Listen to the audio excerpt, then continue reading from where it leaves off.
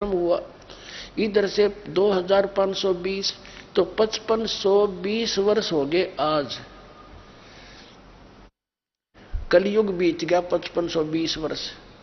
अब 5505 कद बीत्या। अब हम पीछे आ जाएं, सन 2000 से चलते हैं। सन 2000 में 5508 वर्ष कलयुग बीत गया और 5505 कद बीता। सन 1997 में कलयुग 5505 वर्ष बीत गया। अब उस 5505 का क्या लिंक है आपको स्पष्ट करते हैं।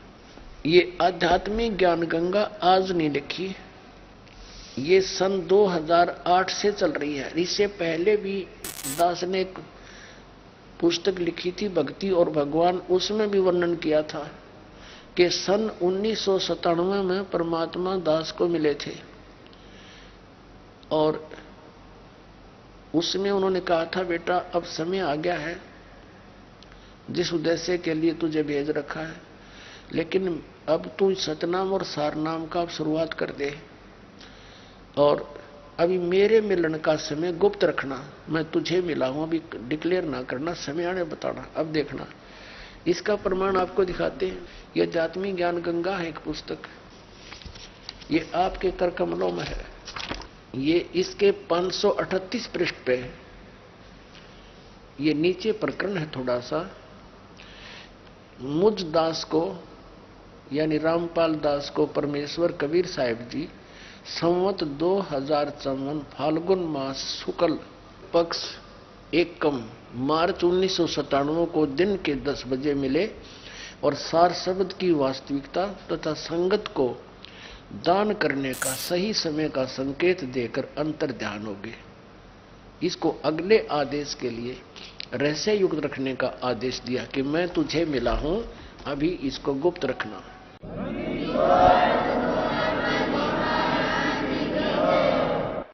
अब देखिएगा, अब आगे आपको बताते हैं। परमात्मा ने इस सवसम वेद बोध है कबीर सागर का, ये बोध सागर के अंदर, और पृष्ठ नंबर 171 पर हम आपको सुनाते हैं। 171 पर यहां परमात्मा ने कहा है कि 5 सहस और 500 जब कलयुग बीत जाए और महापुरुष फरमान तब जग तारण को आए।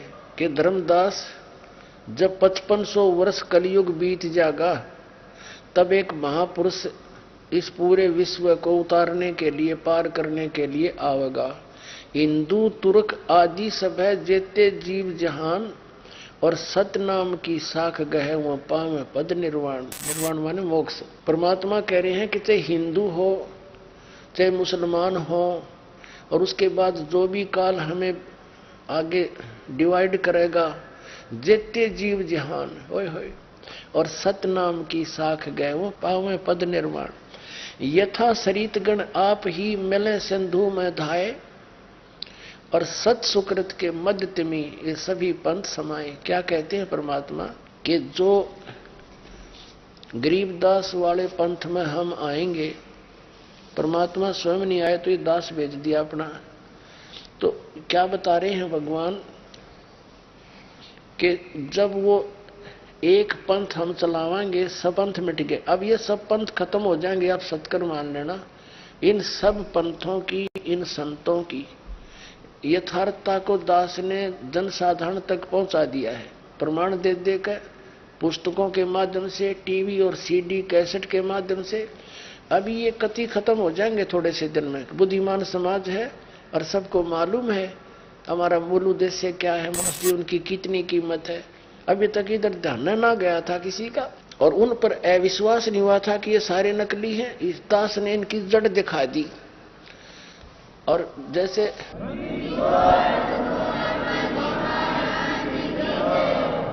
अब हम जब छोटे छोटे थे, वर्षा के दिनों में हम क्या करते थे, दास का जन्म किसान परिवार में हुआ तो वहां क्या करते थे, एक खेत में कहीं पर आम उग जाते थे वर्षा के दिनों में, छोटे छोटे पौधे।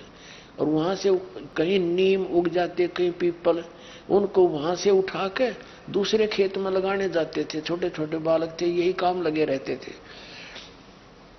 तो कई बार जो है ना, उस निकालते समय बालक थे, ध्यान नहीं था, उस मिट्टी हट जाती नीचे की जड़ों से।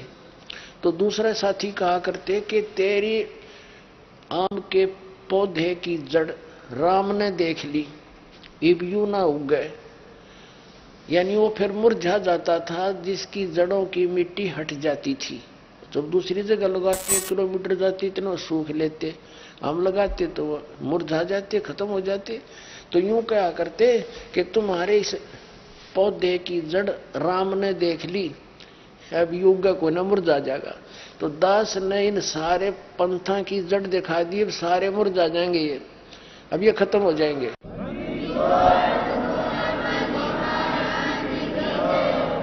अब ये थोड़े से दिन के मेहमान हैं, ज्यादा समय नहीं लगेगा, क्योंकि बुद्धिमान समाज है। सभी महापुरुषों ने प्रमाण दे रखे हैं। नास्त्रेदमस की वाणी आप पढ़ लीजिए, इस ज्ञान गंगा पुस्तक में लिखी हुई है। और भी अभी दिखाते हैं। एक जय गुरुदेव पंथ के तुलसीदास जी की भविष्यवाणी सन 1971 में की है इस दास के लिए। पुण्यात्माओं, कति सारे प्रमाण आपके सामने प्रमाणित कर दिए। समझा है तो सर दर पाओ, बहुर नीरे ऐसा दाओ। अब क्या बताते हैं कि जो बर में पंथ में आगे चलकर हम आएंगे, यानी दास भेज दिया, तो वो एक पंथ चलेगा, सुकृत पंथ होगा।